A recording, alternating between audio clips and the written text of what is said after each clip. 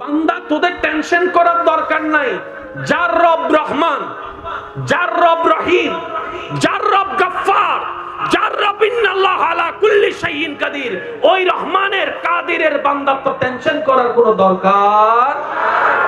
শান্তি সবারই চাওয়া, ভালো থাকার ইচ্ছা সবারই চাওয়া, ঘরের মধ্যে শান্তির পরিবেশ দেখা সবারই ইচ্ছা।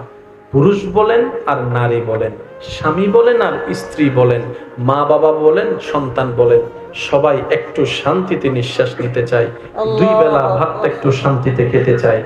অনেক দিনের পরে সাক্ষাৎ যেন শান্তিতে সুন্দরভাবে শুরুটা হয়, বিদায়টাও যেন সুন্দরভাবে হয়, এটাই তো সবার চাওয়া। কারণ সবাই আমরা জানি দিন শেষে একদিন তো কুল্লু নাফসিন যায়িকাতুল মউতের স্বাদ গ্রহণ করে পৃথিবীর মায়া ত্যাগ করে অন্ধকার কবরে আপনাকে আমাকে চলে যেতে হবে। যেভাবে চলে যেতে দেখেছি জানাজার খাটিয়াতে অনেক মানুষকে চলে যেতে দেখেছি, খাটিয়ার মধ্যে মানুষ কাঁধের মধ্যে করে নিয়ে কবরস্থানের দিকে চলে যাচ্ছে। এইরকম একদিন আপনাকে আমাকে সে খাটিয়ার মধ্যে শুতে হবে। সবারই জানা, রাগ করুক আর অভিমান করুক, এই করুক আর সেই করুক, দিন শেষে সবাই জানে মৃত্যুবরণ করতে হবে। আর বুদ্ধিমান মানুষরা বলে, আমার মৃত্যুতে যদি আমার আপন জনরা না আসে, এর চেয়ে বড় বেইজ্জতি আমার আর কিছুই হবে না। আমি বড় ভাইয়ের মৃত্যুতে যদি আমার ছোট ভাই না আসে, এলাকাবাসীর সামনে আমি বড় বেইজ্জত হয়ে যাব। আমার জানাজায় যদি মানুষ না আসে, আমি এলাকাবাসীর সামনে বেইজ্জত হয়ে যাব। দুনিয়াতেও শান্তি পেলাম না, মৃত্যুকালীনটাও বেইজ্জত হলো, জানাজাও ইজ্জতের মধ্যে যেতে পারলাম না। ওই চালাক মানুষরা এই জিনিসগুলোকে ভাবতে থাকে, তাই তারা ধৈর্যের মাধ্যমে, সহ্যের মাধ্যমে, কম্প্রোমাইজের মাধ্যমে, ছাড় দেওয়ার মাধ্যমে, ত্যাগ দেওয়ার মাধ্যমে, মেজাজকে ঠান্ডাকে রেখে ধৈর্য ধরে সহ্য করে রবের দরবারে শুকরিয়া করে রব থেকে সাহায্য চেয়েছে, দুনিয়ার জীবনকে ইবাদতময় বানিয়ে রবের বান্দাদেরকে রবের দিকে তাকিয়ে ক্ষমা করে ভালো রেখে তারা দুনিয়াতেও ইজ্জতে থাকে। আল্লাহ চাহে তো পরকালও ইজ্জত পেয়ে যাবে। শান্তি সবার চাওয়া। আর আজকের আলোচনা তারাই শুনবেন যারা শান্তিতে নিঃশ্বাস নিতে চান।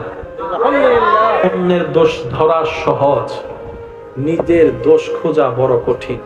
সেজন্য আমি একটা কথা মেনে চলার চেষ্টা করি, রব আমাকে যতটুকু তৌফিক দেয়। অন্যের দিকে তাকানোর সময় দূরবীন ব্যবহার না করে আয়না ব্যবহার করাটা বেশি উত্তম এবং বুদ্ধিমানের কাজ। কারণ আপনি যখন দূরবীন ব্যবহার করবেন তখন তার সবকিছু আপনার নজরে আসবে। কিন্তু আপনি যদি একটু চালাকি করে আয়নাটা ব্যবহার করতে পারেন, আপনার চেহারা আপনার চোখের সামনে, আপনার অতীত আপনার চোখের সামনে, কখন কি গুনাহ করছেন আপনার চোখের সামনে চলে আসবে।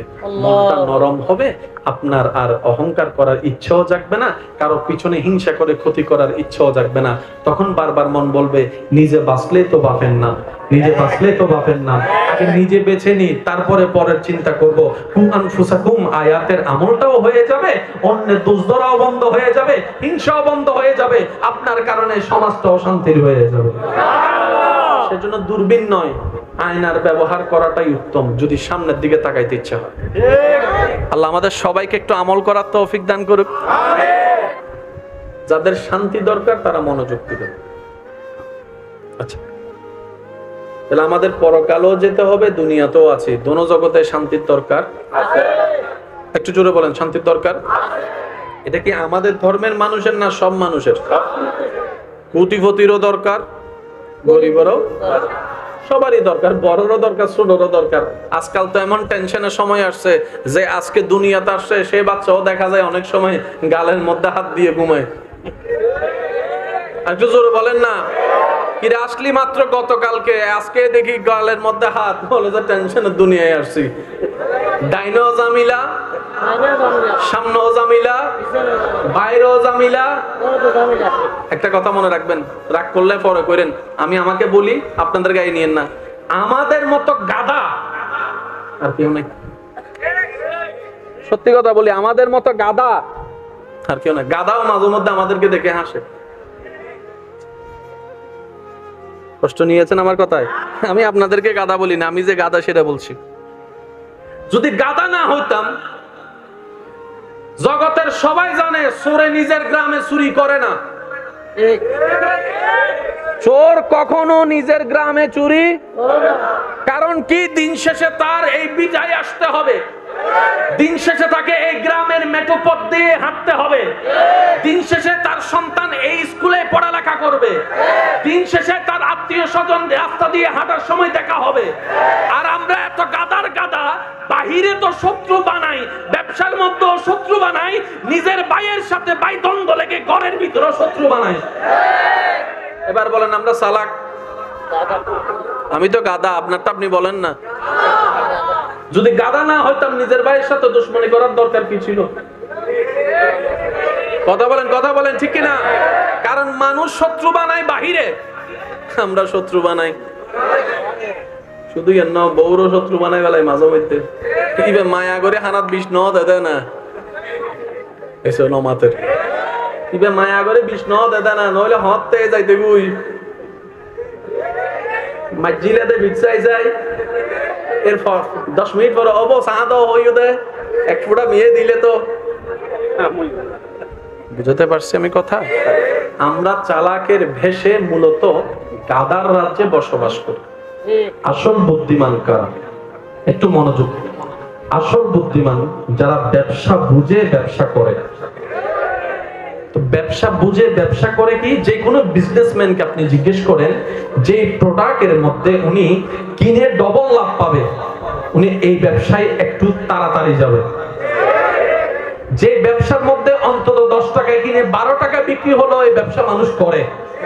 অনেকে তো 8 আনা দিয়েও ব্যবসা করে, অর্থাৎ 8 আনা লাভ ব্যবসা করে ফেললাম। তো 8 আনা লাভ দিয়ে তো পৃথিবীতে চলা যায় না। তখন উনি করে কি, বলে যে আমি 1 পিসে যখন 8 আনা লাভ করেছি, এরকম যদি একসাথে 1 লাখ পিস বিক্রি করতে পারি তাহলে বড় অঙ্কের টাকা হয়ে যাবে।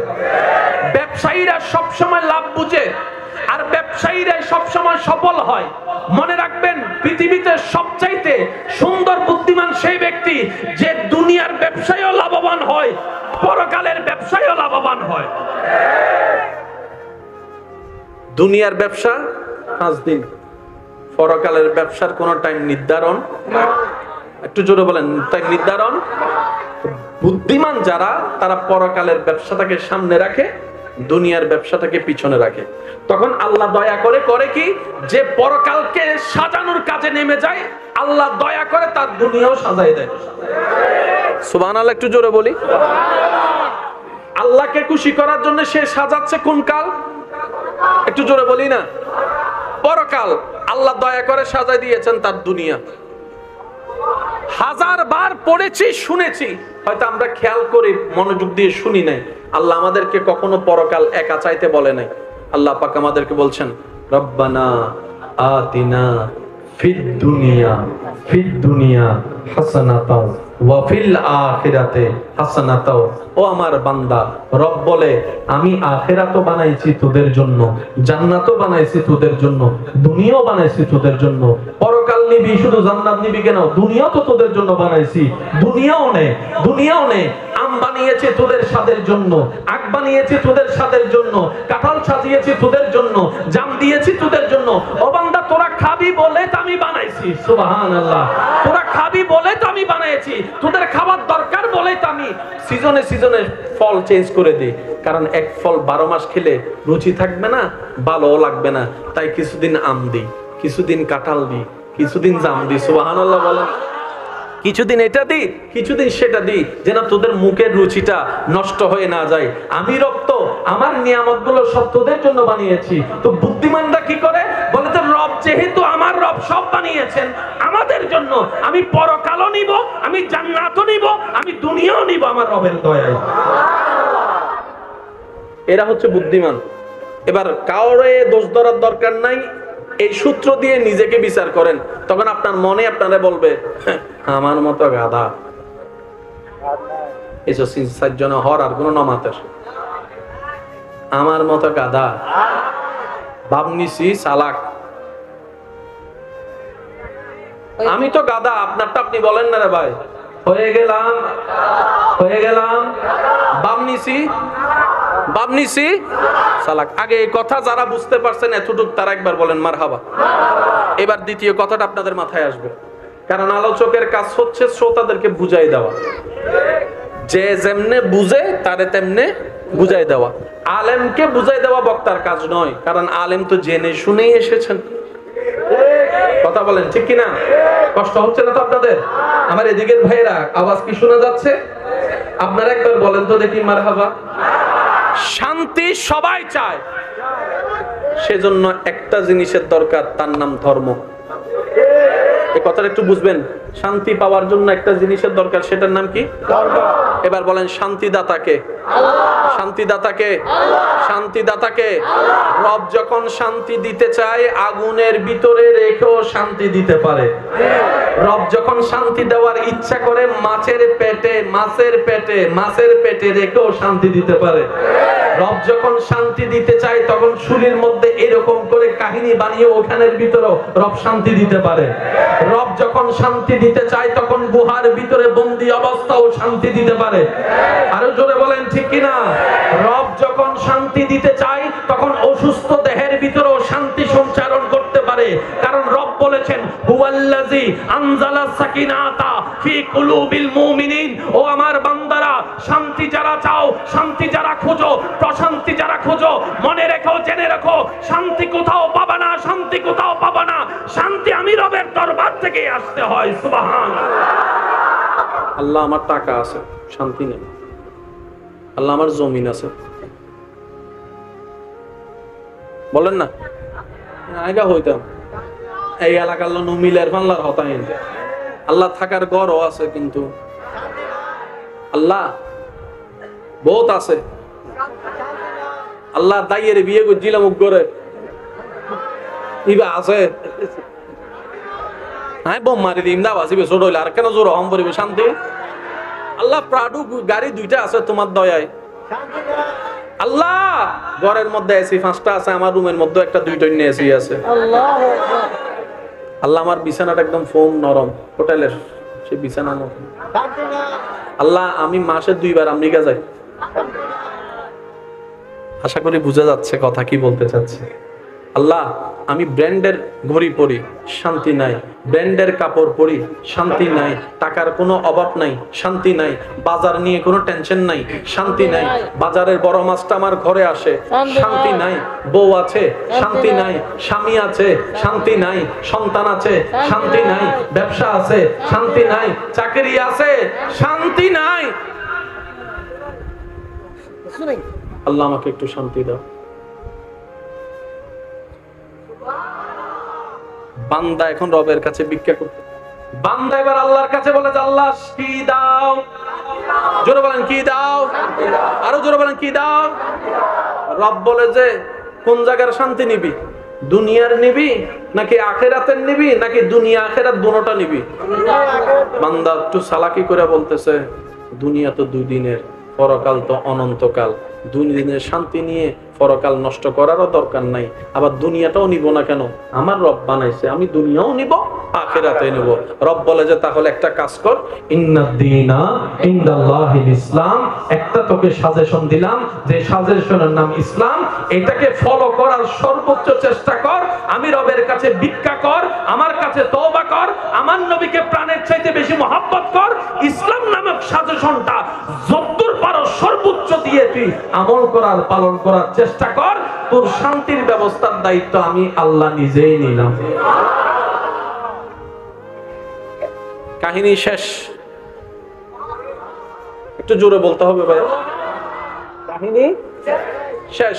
রব বলে যে ইসলাম দিছি, এবার তোর কাজ হচ্ছে ফলো করা। কেমনে কি দিব সেটা তোর দেখার দরকার নাই। স্বাভাবিকভাবে, একটু মনোযোগ, স্বাভাবিকভাবে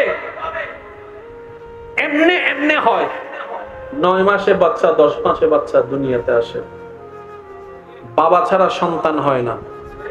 দামি রব যখন ইচ্ছা করি, বাবা ছাড়া, ঈসা আলাইহিস সালাম বাবা ছাড়া আমি সন্তানও দুনিয়াতে পাঠাইতে পারি। আল্লাহ বলে যে তুই শুধু একটা কাজ কর, তুই শুধু ইসলামটাকে আপন কর, তোর বাকিটা আমি দেখব। এবার বলেন সেই ইসলামের ভিতরে নামাজের কথা আছে না নাই?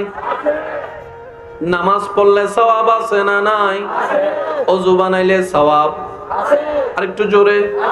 রুকু সিজদা করলে সওয়াব, রমজানে রোজা রাখলে সওয়াব, সেহরি খাইলে সওয়াব, ইফতার করলে সওয়াব, নামাজ পড়লে সওয়াব, তারাবি পড়লে সওয়াব, জানাজা পড়লে সওয়াব, ঈদের নামাজ পড়লে সওয়াব। এই সওয়াবগুলা কাল হাসরের ময়দানে দাড়ি পাল্লাই নেকির পাল্লা বাড়ি হওয়ার কাজে লাগবে। জান্নাতের রাস্তা সহজ হয়ে যাবে। তাহলে দুনিয়ার ভিতরে নামাজ আছে না নাই? তাহলে পরকালের ফায়দাও আছে না নাই? একটু জোরে বলেন, আছে না নাই? এবার বান্দা বলে যে আল্লাহ তুমি না বলছো দুই জগতের শান্তি দিবা, আমি তো নামাজ পড়লাম ইসলাম মেনে, পরকালের সওয়াব তো পাইলাম, দুনিয়ার লাভ কি হলো? আমি বুঝাতে পারছি না মনে হয় আপনাদেরকে। আমরা শান্তি চাই কয় জগতে? দুনিয়া এবং দিবেন কে? আমাদের রাস্তা সহজ করার জন্য যে সাজেশন দিয়েছেন, সাজেশনের নাম জোরে বলেন, সাজেশনের নাম এই ইসলামের ভিতরে নামাজের কথা আছে না নাই? তার মানে নামাজের ভিতরে পরকালীন কল্যাণও আছে, দুনিয়ার কল্যাণও আছে। সুবহানাল্লাহ বলেন। এই কথাটা মনে রাখবেন, ইসলামের প্রত্যেকটা আদেশের ভিতরে পরকালীন বেনিফিটও আছে, দুনিয়ার বেনিফিটও আছে। এবার বান্দা যখন নামাজ পড়লো, সে তো জানে ডান কাঁধের সওয়াবের পাল্লা ভারী হয়েছে রবের দয়ায়, তাহলে পরকালীন হিসাব পেয়ে গেলাম। সুবহানাল্লাহ জোরে বলুন। পরকালীন ফায়দা হিসাব পেয়ে গেলাম। এবার বান্দা বলে যে আল্লাহ তুমি তো ওয়াদা করেছো পরকালেরও দিবা দুনিয়ারও দিবা, তো নামাজের ভিতর আমি দুনিয়ার বেনিফিট কি পাইলাম? রব বলেছে তুমি যখন ওযু করেছো, এই ওযুর কারণে তোমার দৈহিক স্কিনের বেনিফিট হয়েছে। সুবহানাল্লাহ। তুমি যখন নিয়ত করেছো, এই নিয়তের মধ্যে তোমার চিন্তা শক্তির পবিত্রতা এসেছে।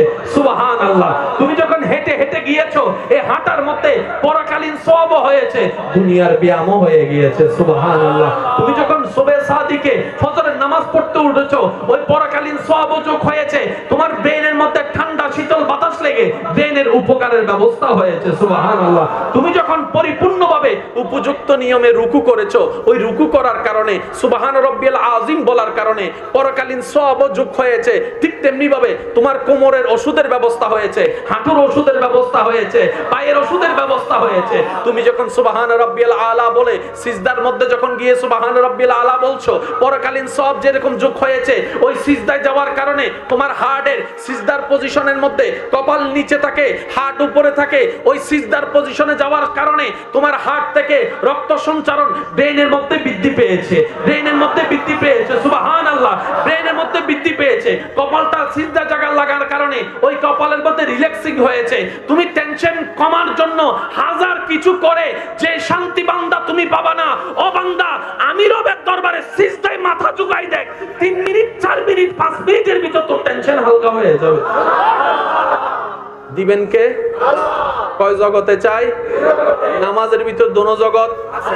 এবার রোজার মধ্যে আপনি যখন রোজা রাখলেন, এই রোজার কারণে গুনাহ হয়েছে না সওয়াব হয়েছে? পরকালীন সওয়াব যোগ হয়েছে। এবার আপনি যে পদ্ধতিতে আল্লাহর হুকুম মেনে রোজা রেখেছেন, স্কুল কলেজ ভার্সিটি মাদ্রাসার বাইরে যদি থাকেন, আমি শ্রদ্ধার সাথে বলছি বিষয়টা একটু আপনারা মনোযোগ করে রিচার্জ করার চেষ্টা করবেন। যেই পদ্ধতিতে আপনি আমি বছরে একবার রমজান মাসে 29, 30 আল্লাহ যতদিন চাই রোজা রাখি, সুবহে সাদিক থেকে সূর্যাস্ত পর্যন্ত, খাওয়া থেকে দূরে, পানি থেকে দূরে, এটা থেকে দূরে, সেটা থেকে দূরে, উপবাস থেকে, ক্ষুধার্ত থেকে, যেই পদ্ধতিতে আপনি আমি রমজানের রোজা রাখি আল্লাহর হুকুমে, জাপানের একজন বিজ্ঞানী মানব দেহ নিয়ে গবেষণা করে দেখলেন, ওনার মতামত হচ্ছে প্রত্যেকটা মানুষ সুস্থ থাকার জন্য আমি বিজ্ঞানীর গবেষণা মোতাবেক 12 মাসের মধ্যে অন্তত একটা মাস খাবার কমাই দেওয়া দরকার, একটা মাস খাবার কমাই দেওয়া দরকার। সুবহানাল্লাহ। একটা মাস ক্ষুধার্ত থাকার দরকার, কারণ 11 মাস খাওয়ার পরে ওই খাবার কিছুটা বাথরুম হয়ে বের হয়েছে, কিছু তো ডাস্টবিনের মধ্যে আশেপাশে পড়ে যায়, এটাই তো স্বাভাবিক। ওই একটা মাস যদি কেউ ক্ষুধার্ত থাকে, ভিতরের পোকাগুলা ওই অবশিষ্ট খাবারগুলাকে ডাস্টবিনের পাশে যা পড়েছে সব খেয়ে খেয়ে শক্তি করে পরিষ্কার করে দিবে, নতুন ভাবে তার কোষ সৃষ্টি হওয়া শুরু হবে। ওই বৈজ্ঞানিক যে পরামর্শ দিয়েছে, ইসলাম সেটাকে রোজা বলে 1450 বছর থেকে পরিচয় করায় দিয়েছে। এবার সত্যি করে বলেন, শক্তি বাড়ে না কমে কখন? খাইলে শক্তি বাড়ে, খাইলে শক্তি না খাইলে শক্তি। কিন্তু রমজান মাস উল্টা হয়ে যায়, ইফতারের সময় হাইয়ে রে এই উঠছো না বাড়ির, বাস্তব না বাস্তব? আর রমজানের সারাদিন না খাইয়া কাজ করে এরকম অনেক মানুষ। বুকে তৃষ্ণা লাগে না, অন্য মাসে যে পরিমাণ লাগে এখন সে পরিমাণ লাগে না। অন্য মাসে যে খিদা লাগে এই মাসে সেটা লাগে না। রব বলে যে সেটাই তো বান্দা তোদেরকে বুঝাতে চাচ্ছি, আমি রবের হুকুম যদি মানতে পারিস, কোন রকম ধৈর্য ধরে কষ্ট করে শয়তানের মুখে লাথি মেরে মনের চাওয়ার বিপক্ষে দাঁড়িয়ে আমি আল্লাহ ওয়াদা দিলাম দুনিয়াও তোর জন্য নিয়ামত হবে, কবরও সুন্দর হবে, হাসরও পরকালের পাশ হবে, জান্নাতে তুই বান্দার জন্য ঘর হয়ে যাবে। বুদ্ধিমানরা ওইটা নেয়, আর আমাদের মতো গাধারা টুসি দুইটা মাইরা জিততে চায়। বুঝতে পারি না আমাদের মতো গাধারা কি হইউজ যে হইয়ের দুও মারিয়ার আইতো জিতি গে। সালাম না গাধা? আমি গাধা, আমার মতো গাধা কে গেছে? হাত তুলেন তুলেন তুলেন তুলেন। বলছো না জীবান তুলিবে চাইও জান্নাত দিবে বাংলার। আমরা সবাই কি জোরে বলেন? আমরা সবাই কি? মাঝে মধ্যে রাস্তার কুকুর আমাদেরকে দেখলে হাসে। কেন হাসে জানেন? এই কথাটাকে অন্যভাবে নিয়েন না, আমি আমার সমালোচনা করছি, আপনি আপনার সমালোচনা করেন। রোজার ভিতর দুই জগৎ আছে, নামাজের ভিতরে আছে, ইসলামের যাকাত আছে। আজকে একটা কথা মনে রাখবেন, যাকাত যেভাবে আল্লাহ এবং রসুল বলেছেন সেটা যদি বরাবর নিয়মে সারা বিশ্বে আদায় করা হতো, আজকে কারো সুদের সাথে লাগার প্রয়োজন হতো না, কোন ব্যক্তিকে সুদের সাথে লাগার প্রয়োজন হতো না। আর সুদের সাথে লাগার একটা ব্যাড সাইড কি জানেন? পরকাল তো যায় যায়, দুনিয়াও।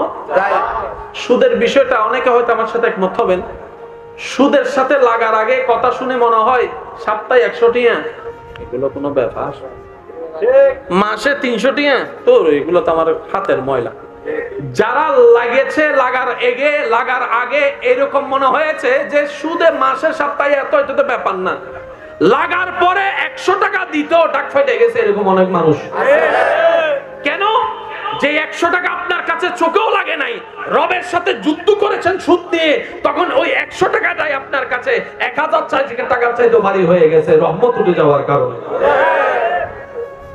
যাকাত যদি বরাবর হয়, পরকালও থাকবে, দুনিয়াও থাকবে, পরকালও থাকবে, দুনিয়াও থাকবে।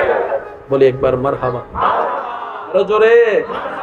ইসলামের প্রত্যেকটা কিছুর মধ্যে দুনিয়াও আছে, আখিরাত আছে। বলি সুবহানাল্লাহ। কষ্ট হচ্ছে না তো? এবার আমরা সবাই জানি কি চাই? একটু বড় করে জীবনকে। নামাজ পড়লে অশান্তি না শান্তি? নামাজ পড়লে সম্মান না অসম্মান?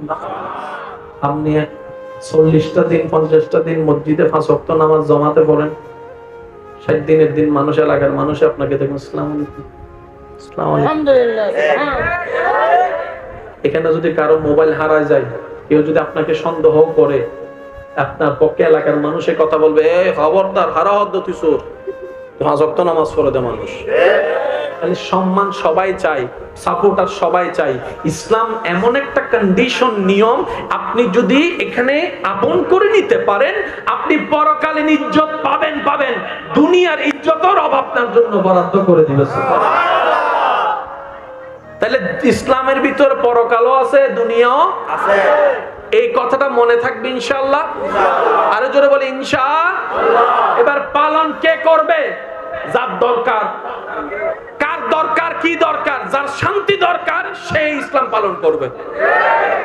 আর যদি আপনি বলেন যে আমি পালন করব না, তাহলে আপনার শান্তির দরকার না, এটা আমার তো কিছু করার নেই। কিছু কথা বলে না কেন? কারো যদি শান্তির দরকার না হয়, আগুনে জাপ দেওয়ার ইচ্ছে হয়, তাহলে তো আপনার আমার কিছু করার না। কারণ সব সময় মনে রাখবেন, কাউকে বাধ্য করে কিছু করানো যায় না। আপনি শুধু পরামর্শ দিতে পারবেন, উপদেশ দিতে পারবেন। জোর করে যদি কাউকে নামাজ পড়ান, ওই নামাজও রবের দরবারে কবুল হবে। কারণ রব বলে যে বেতের বয়ে নয়, বাবার বয়ে নয়, স্বামীর বয়ে নয়, মার বয়ে নয়, আমি রবের মহাব্বতের বয়ে তুই নামাজে দাঁড়া, ওইটাই আমি রবের কাছে প্রিয়। ইসলাম হচ্ছে এত সুন্দর। এবার আমি পুরো অঙ্কটা মিলাচ্ছি, পুরো অঙ্কটা মিলাচ্ছি। শান্তি দরকার আমাদের, আল্লাহর কাছে চাইলাম, আল্লাহ আমাদেরকে একটা সাজেশন দিলেন, সাজেশনের নাম ইসলাম। সাজেশনের নাম ওই ইসলামের ভিতরে একটা কিতাবের নাম কোরআন। কিতাবের নাম শান্তি দরকার আমাদের, আল্লাহ দিলেন কোরআন। তো কোরআন পড়ানোর জন্য, পড়ার জন্য তো আমরা আছি, ছাত্ররা আছি, তো কোরআন পড়ানোর জন্য একটা টিচারের দরকার আছে না? ওই শিক্ষক হচ্ছেন আল্লাহর পক্ষ থেকে সিলেক্টেড নবী রাহমাতুল লিল আলামিন। আর একটু জোরে, শান্তি দরকার আমাদের। ভাই একটু মনোযোগ। শান্তি দরকার আমাদের, ইজ্জত দরকার আমাদের, প্রশান্তি দরকার আমাদের, শান্তির ঘুম দরকার আমাদের, কবরের শান্তি দরকার আমাদের, হাসরের শান্তি দরকার আমাদের, জান্নাত দরকার আমাদের। দিবেন কে? দিলেন কি? ইসলাম। ইসলামের ভিতর কোরআন আছে না নাই? ওই কোরআনকে পড়ানোর জন্য, ইসলামকে বুঝাই দেওয়ার জন্য যে শিক্ষকের দরকার, ওই শিক্ষককে আল্লাহ নিজেই পাঠিয়েছেন। ওয়ামা আরসালনাকা ইল্লা রাহমাতাল লিল আলামিন। ধর্ম জিনিসটা শুধু পরকালের জন্য নয়। ধর্ম এমন একটা নিয়ামত যেটার মধ্যে পরকালের শান্তির রাস্তারও সংবাদ আছে, দুনিয়াতেও শান্তি কিভাবে থাকতে পারবেন সেটার রাস্তাও দেখানো আছে। তাহলে এক ধর্মের ভিতরে দুইটা জগৎ আছে, পরকালও আছে, দুনিয়াও আছে। এবার বলেন, আমাদের পরকালে যেতে হবে কি হবে না? শান্তিতে থাকার ইচ্ছা আছে না নাই? আমরা দুনিয়াতে আছি না নাই? দুনিয়াতে শান্তিতে থাকার ইচ্ছা আছে না নাই? তাহলে প্রত্যেকটা মানুষের, যে ধর্মেরই হোক, যেই মতেরই হোক, যেই দলেরই হোক, যেই প্রফেশনেরই হোক না কেন, সবার পছন্দ ভিন্ন থাকতে পারে। কেউ হয়তো পাইলট হওয়াকে পছন্দ করে, কেউ ডাক্তার হওয়ার স্বপ্ন দেখে, কেউ বা আবার দেশের নেতৃত্বের স্বপ্ন দেখে, কেউ বা আবার আলেম হওয়ার স্বপ্ন দেখে। এক পরিবারের 5 ভাইয়ের 5 রকম পছন্দ থাকতে পারে, 5 রকমের চাওয়া থাকতে পারে। কিন্তু একটা কথা সর্বদা মনে রাখতে হবে, যেই ব্যক্তি হোক না কেন, প্রত্যেকটা ব্যক্তির একটা চাহিদা কমন এবং মিল, সেটা হচ্ছে সবাই ইজ্জতে থাকতে চায়, সবাই শান্তিতে নিঃশ্বাস নিতে চায়। এই কথায় কারো কোনো দ্বিমত? আপনি ঘরের বউকে যদি জিজ্ঞেস করেন কি চাও, শান্তি থাকতাম চাই। জামাইরে যদি জিজ্ঞেস করেন জামাই হদে হবো, তুই কেন মুখ বন্ধ রাখা, এখানে শান্তি থাকতাম চাই দি। মিল আছে না নাই? এবার শান্তি কাদের দরকার? শুধু আপনার এলাকার নাকি সবার? শুধু বাংলাদেশের না সবার? শুধু কি ইন্ডিয়া পাকিস্তান বাংলাদেশের নাকি সবার? তাহলে শান্তির চাওয়া সবার। সবাই কিন্তু পাইলট হতে চায় না। কাউকে কাউকে তো জোর করে পড়াইতে বসলেও বসে না।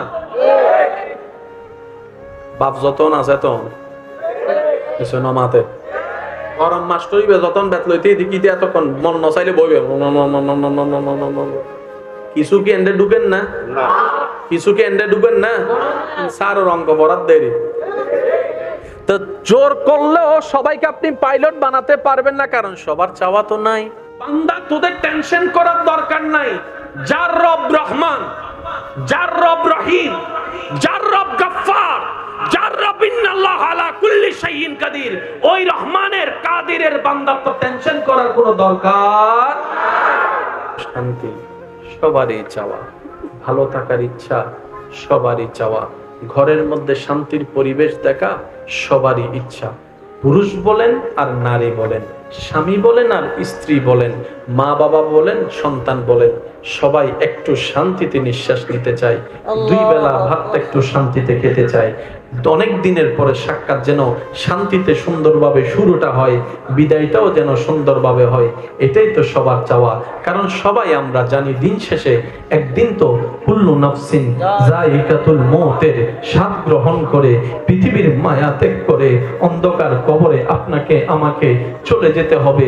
যেভাবে চলে যেতে দেখেছি জানাজার খাটিয়াতে অনেক মানুষকে চলে যেতে দেখেছি, খাটিয়ার মধ্যে মানুষ কাঁধের মধ্যে করে নিয়ে কবরস্থানের দিকে চলে যাচ্ছে। এইরকম একদিন আপনাকে আমাকে সেই খাটিয়ার মধ্যে শুতে হবে। সবারই জানা, রাগ করুক আর অভিমান করুক, এই করুক আর সেই করুক, দিন শেষে সবাই জানে মৃত্যুবরণ করতে হবে। আর বুদ্ধিমান মানুষরা বলে, আমার মৃত্যুতে যদি আমার আপনজনরা না আসে এর চেয়ে বড় বেইজ্জতি আমার আর কিছুই হবে না। আমি বড় ভাইয়ের মৃত্যুতে যদি আমার ছোট ভাই না আসে এলাকাবাসীর সামনে আমি বড় বেইজ্জত হয়ে যাব। আমার জানাজায় যদি মানুষ না আসে আমি এলাকাবাসীর সামনে বেইজ্জত হয়ে যাব। দুনিয়াতেও শান্তি পেলাম না, মৃত্যুকালীনটাও বেইজ্জত হলো, জানাজাও ইজ্জতের মধ্যে যেতে পারলাম না। ওই চালাক মানুষরা এই জিনিসগুলোকে ভাবতে থাকে, তাই তারা ধৈর্যের মাধ্যমে, সহ্যের মাধ্যমে, কম্প্রোমাইজের মাধ্যমে, ছাড় দেওয়ার মাধ্যমে, ত্যাগ দেওয়ার মাধ্যমে মেজাজকে ঠান্ডাকে রেখে ধৈর্য ধরে সহ্য করে রবের দরবারে শুকরিয়া করে রব থেকে সাহায্য চেয়েছে।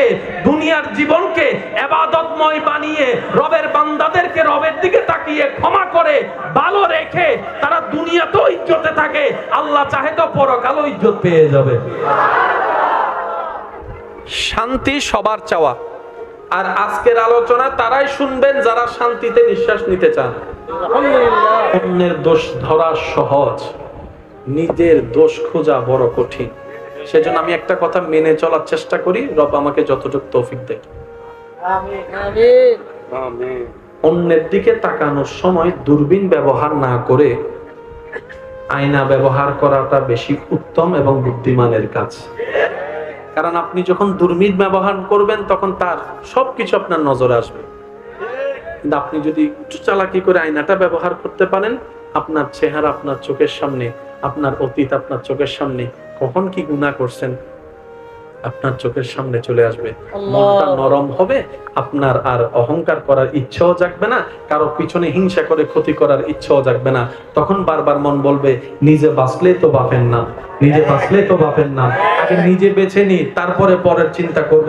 কুম আনফুসাকুম আয়াতের আমলটাও হয়ে যাবে, অন্যের দোষ ধরাও বন্ধ হয়ে যাবে, হিংসাও বন্ধ হয়ে যাবে, আপনার কারণে সমাজটা অশান্তির হয়ে যাবে। সেজন্য দূরবীন নয়, আয়নার ব্যবহার করাটাই উত্তম যদি সামনের দিকে তাকাইতে ইচ্ছা হয়। আল্লাহ আমাদের সবাইকে একটু আমল করার তৌফিক দান করুক। যাদের শান্তি দরকার তারা মনোযোগ দিবে।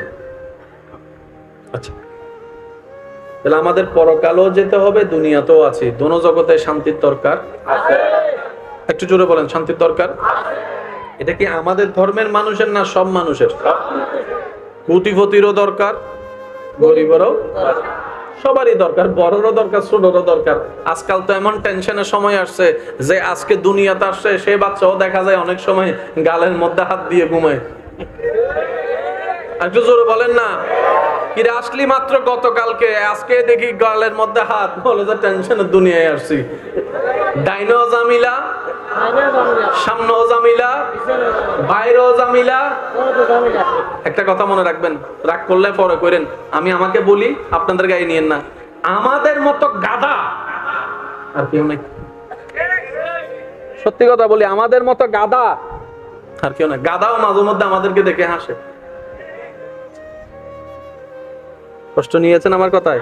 আমি আপনাদেরকে গাধা বলি না, আমি যে গাধা সেটা বলছি। যদি গাধা না হইতাম, জগতের সবাই জানে চোরে নিজের গ্রামে চুরি করে না। চোর কখনো নিজের গ্রামে চুরি, কারণ কি, দিন শেষে তার এই বিজয় আসতে হবে, দিন শেষে তাকে এই গ্রামের মেঠো পথ দিয়ে হাঁটতে হবে, দিন শেষে তার সন্তান এই স্কুলে পড়ালেখা দেখা করবে, দিন শেষে তার আত্মীয় স্বজন রাস্তা দিয়ে হাঁটার সময় দেখা হবে। আর আমরা এত গাদার গাদা, বাহিরে তো শত্রু বানাই, ব্যবসার মধ্যেও শত্রু বানাই, নিজের ভাইয়ের সাথে ভাই দ্বন্দ্ব লেগে ঘরের ভিতরে শত্রু বানাই।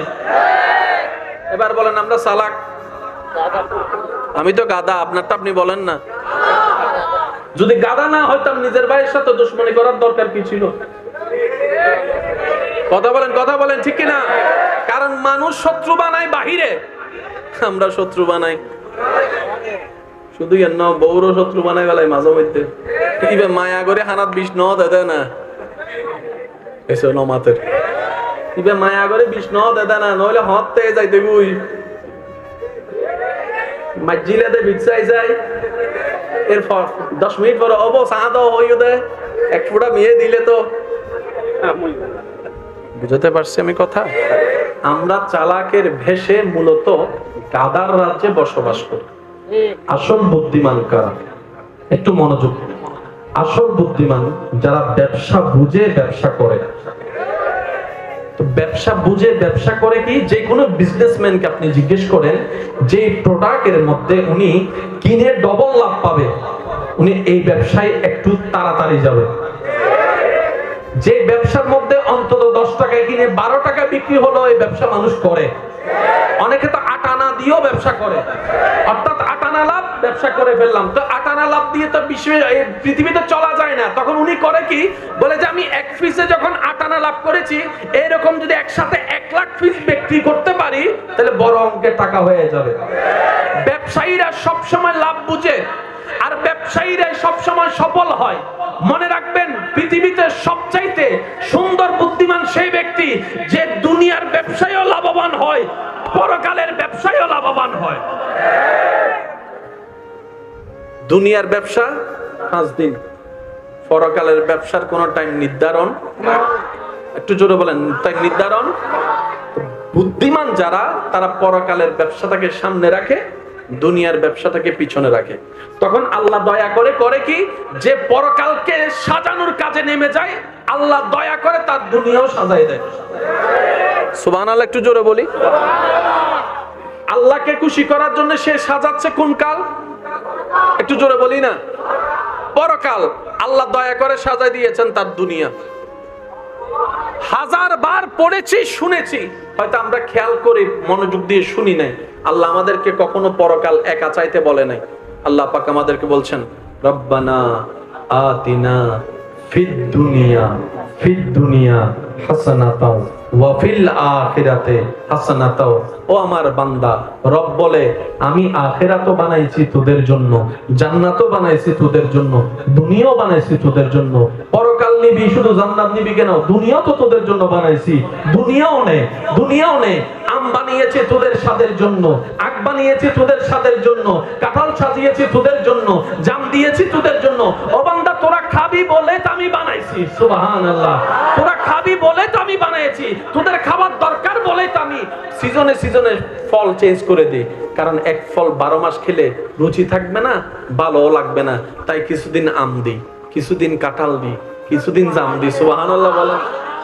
কিছুদিন এটা দিই, কিছুদিন সেটা দিই, যেন তোদের মুখের রুচিটা নষ্ট হয়ে না যায়। আমি রব, আমার নিয়ামতগুলো সব তোদের জন্য বানিয়েছি। তো বুদ্ধিমানরা কি করে, বলে তো রব যেহেতু আমার রব সব বানিয়েছেন আমাদের জন্য, আমি পরকালও নিব, আমি জান্নাতও নিব, আমি দুনিয়াও নিব আমার রবের দয়ায়। এরা হচ্ছে বুদ্ধিমান।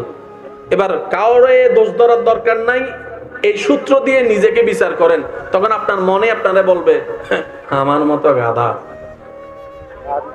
এসব 4 জন হর আর কোন নমাতের, আমার মতো গাধা ভাবনিছি চালাক। আমি তো গাধা, আপনারটা আপনি বলেন না রে ভাই। হয়ে গেলাম ভাবনিছি চালাক। আগে এই কথা যারা বুঝতে পারছেন এতটুক, তারা একবার বলেন মারহাবা। এবার দ্বিতীয় কথাটা আপনাদের মাথায় আসবে, কারণ আলোচকের কাজ হচ্ছে শ্রোতাদেরকে বুঝাই দেওয়া। যে যেমনে বুঝে তারে তেমনে বুঝাই দেওয়া। আলেমকে বুঝাই দেওয়া বক্তার কাজ নয়, কারণ আলেম তো জেনে শুনেই এসেছেন। কথা বলেন ঠিক কিনা? কষ্ট হচ্ছে না তো আপনাদের? আমার এদিকের ভাইরা আওয়াজ কি শোনা যাচ্ছে? আপনারা একবার বলেন তো দেখি মারহাবা। শান্তি সবাই চায়, সেজন্য একটা জিনিসের দরকার, তার নাম ধর্ম। এই কথাটা একটু বুঝবেন। শান্তি পাওয়ার জন্য একটা জিনিসের দরকার, সেটার নাম কি? ধর্ম। এবার বলেন শান্তিদাতাকে? শান্তিদাতাকে? শান্তিদাতাকে? রব যখন শান্তি দিতে চায় আগুনের ভিতরে রেখেও শান্তি দিতে পারে।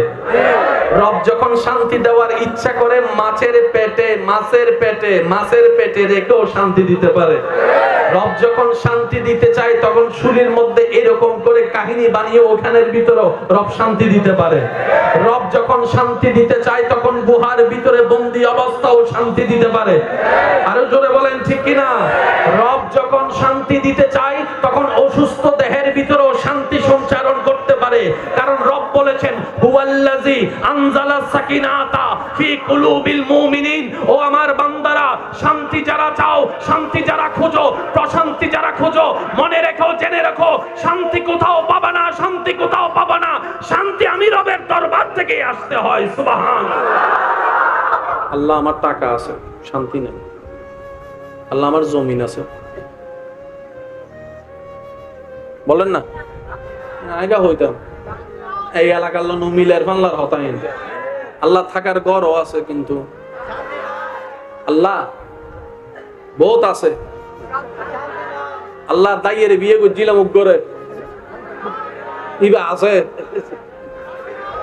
হ্যাঁ বোম মারি দিম দাও আসিবে ছোট হইলে আর কেন জোর হম পরিবে শান্তি। আল্লাহ প্রাডু গাড়ি দুইটা আছে তোমার দয়ায়। আল্লাহ ঘরের মধ্যে এসি 5টা আছে, আমার রুমের মধ্যে একটা 2টা এসি আছে। আল্লাহ আমার বিছানাটা একদম ফোম নরম, হোটেলের সেই বিছানা মতো। আল্লাহ আমি মাসে 2 বার আমেরিকা যাই। আশা করি বুঝা যাচ্ছে কথা কি বলতে চাচ্ছি। আল্লাহ আমি ব্র্যান্ডের ঘড়ি পরি, শান্তি নাই। ব্র্যান্ডের কাপড় পরি, শান্তি নাই। টাকার কোনো অভাব নাই, শান্তি নাই। বাজার নিয়ে কোনো টেনশন নাই, শান্তি নাই। বাজারের বড় মাছটা আমার ঘরে আসে, শান্তি নাই। বউ আছে, শান্তি নাই। স্বামী আছে, শান্তি নাই। সন্তান আছে, শান্তি নাই। ব্যবসা আছে, শান্তি নাই। চাকরি আছে, শান্তি নাই। আল্লাহ আমাকে একটু শান্তি দাও। বান্দা এখন রবের কাছে ভিক্ষা করতে, বান্দা এবার আল্লাহর কাছে বলে যে আল্লাহ কি দাও? জোরে বলেন কি দাও?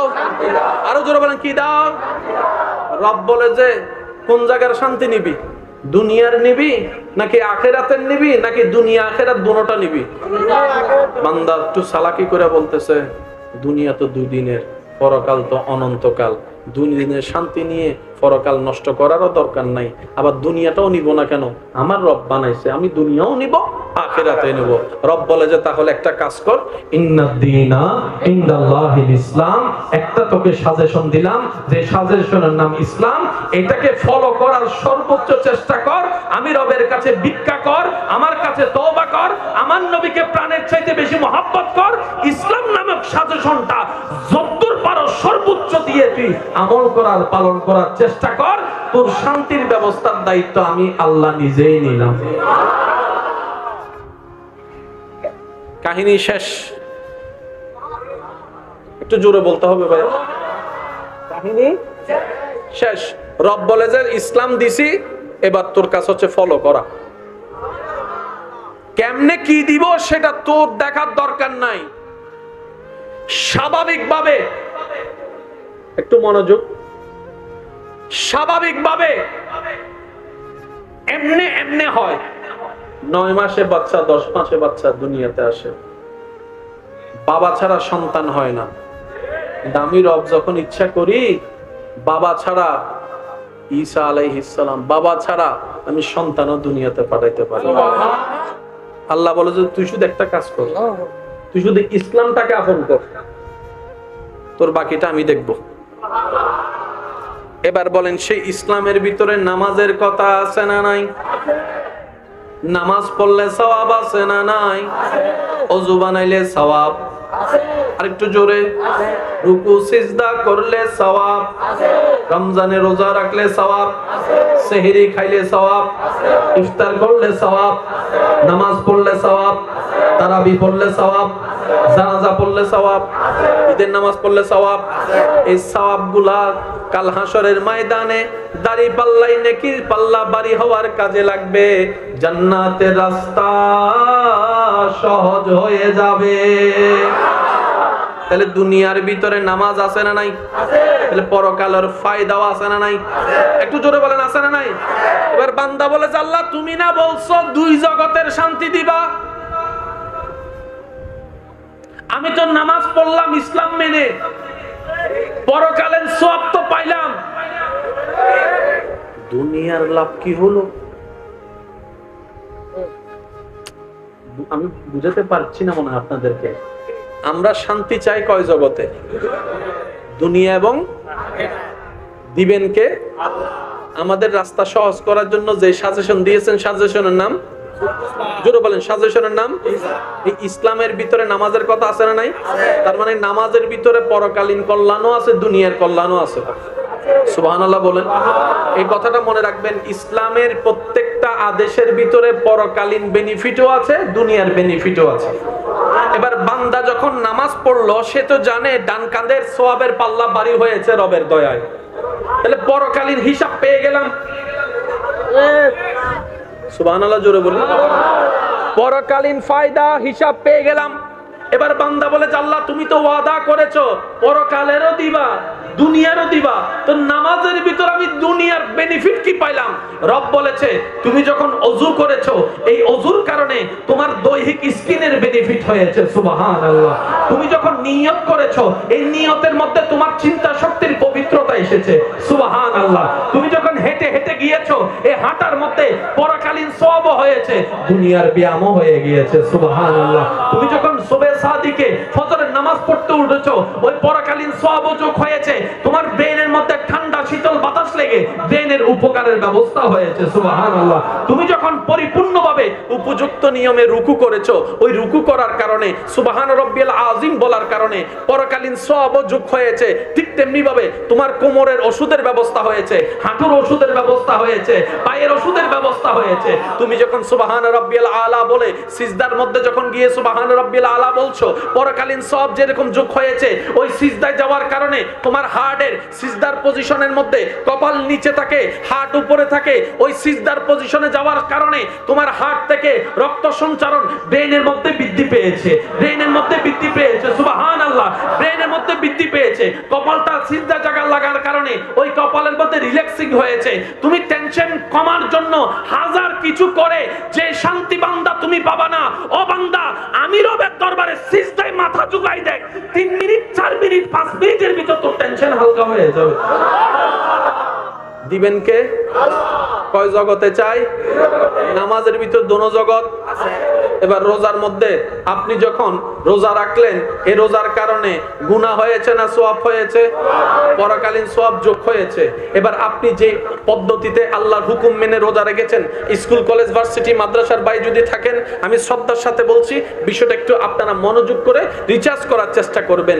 যেই পদ্ধতিতে আপনি আমি বছরে একবার রমজান মাসে 29, 30 আল্লাহ যতদিন চাই রোজা রাখি, সুবহে সাদিক থেকে সূর্যাস্ত পর্যন্ত, খাওয়া থেকে দূরে, পানি থেকে দূরে, এটা থেকে দূরে, সেটা থেকে দূরে, উপবাস থেকে, ক্ষুধার্ত থেকে, যেই পদ্ধতিতে আপনি আমি রমজানের রোজা রাখি আল্লাহর হুকুমে, জাপানের একজন বিজ্ঞানী মানব দেহ নিয়ে গবেষণা করে দেখলেন, ওনার মতামত হচ্ছে প্রত্যেকটা মানুষ সুস্থ থাকার জন্য আমি বিজ্ঞানীর গবেষণা মোতাবেক 12 মাসের মধ্যে অন্তত একটা মাস খাবার কমাই দেওয়া দরকার, একটা মাস খাবার কমাই দেওয়া দরকার। সুবহানাল্লাহ। একটা মাস ক্ষুধার্ত থাকার দরকার, কারণ 11 মাস খাওয়ার পরে ওই খাবার কিছুটা বাথরুম হয়ে বের হয়েছে, কিছু তো ডাস্টবিনের মধ্যে আশেপাশে পড়ে যায়, এটাই তো স্বাভাবিক। ওই একটা মাস যদি কেউ ক্ষুধার্ত থাকে, ভিতরের পোকাগুলা ওই অবশিষ্ট খাবারগুলাকে ডাস্টবিনের পাশে যা পড়েছে সব খেয়ে খেয়ে শক্তি করে পরিষ্কার করে দিবে, নতুন ভাবে তার কোষ সৃষ্টি হওয়া শুরু হবে। ওই বৈজ্ঞানিক যে পরামর্শ দিয়েছে, ইসলাম সেটাকে রোজা বলে 1450 বছর থেকে পরিচয় করায় দিয়েছে। এবার সত্যি করে বলেন, শক্তি বাড়ে না কমে কখন? খাইলে শক্তি বাড়ে, খাইলে শক্তি না খাইলে শক্তি। কিন্তু রমজান মাস উল্টা হয়ে যায়। ইফতারের সময় হাইয়ে রে এই উঠছো না বাড়ির বাস্তব না বাস্তব। আর রমজানের সারাদিন না খাইয়া কাজ করে এরকম অনেক মানুষ। বুকে তৃষ্ণা লাগে না, অন্য মাসে যে পরিমাণ লাগে এখন সে পরিমাণ লাগে না। অন্য মাসে যে খিদা লাগে এই মাসে সেটা লাগে না। রব বলে যে সেটাই তো বান্দা তোদেরকে বুঝাতে চাচ্ছি, আমি রবের হুকুম যদি মানতে পারিস, কোন রকম ধৈর্য ধরে কষ্ট করে শয়তানের মুখে লাথি মেরে মনের চাওয়ার বিপক্ষে দাঁড়িয়ে আমি আল্লাহ ওয়াদা দিলাম দুনিয়াও তোর জন্য নিয়ামত হবে, কবরও সুন্দর হবে, হাসরও পরকালের পাশ হবে, জান্নাতে তুই বান্দার জন্য ঘর হয়ে যাবে। বুদ্ধিমানরা ওইটা নেয়, আর আমাদের মতো গাদারা টুসি দুইটা মাইরা জিততে চায়। বুঝতে পারি না আমাদের মতো গাদারা কি হইউজ যে হইয়ের দুয়া মারিয়ার আইতো জিতি গে সালাক না গাদা। আমি গাদা, আমার মতো গাদা কে গেছে? হাত তুলেন তুলেন তুলেন তুলেন। বলছেন জীবান তুলিবে চাইও জান্নাত দিবে বাংলার। আমরা সবাই কি জোরে বলেন? আমরা সবাই কি? মাঝে মধ্যে রাস্তার কুকুর আমাদেরকে দেখলে হাসে। কেন হাসে জানেন? এই কথাটাকে অন্যভাবে নিয়েন না। আমি আমার সমালোচনা করছি, আপনি আপনার সমালোচনা করেন।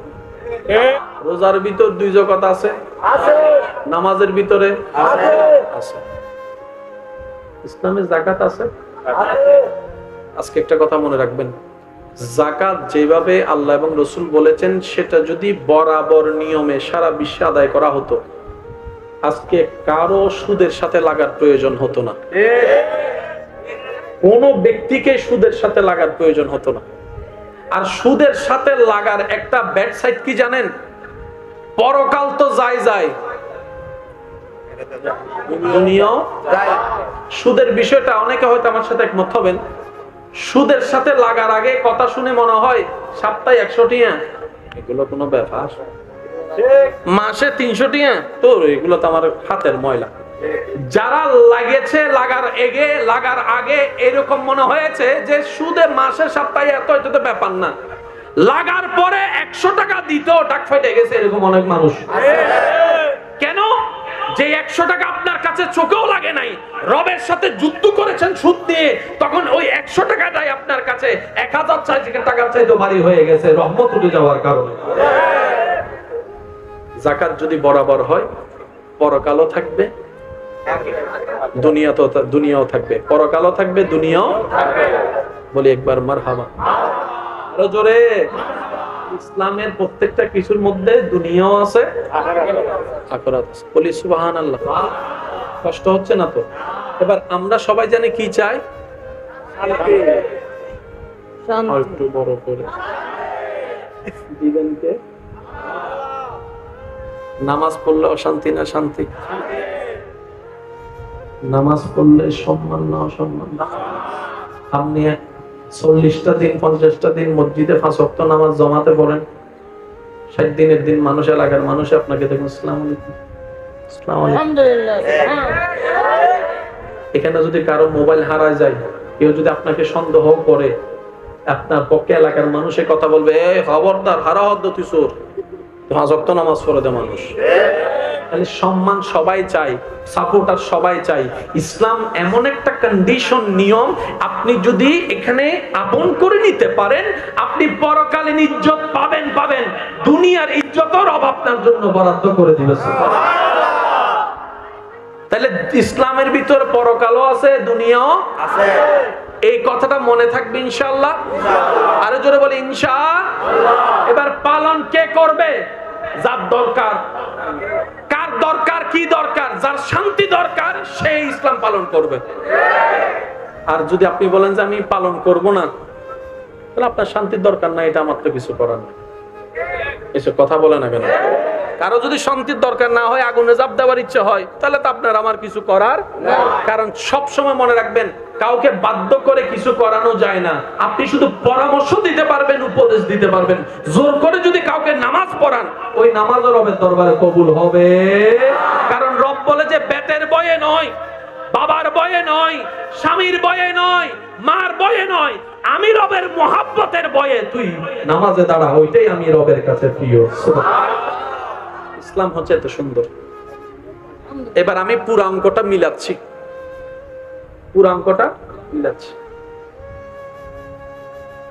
শান্তি দরকার আমাদের, আল্লাহর কাছে চাইলাম, আল্লাহ আমাদেরকে একটা সাজেশন দিলেন, সাজেশনের নাম ইসলাম। সাজেশনের নাম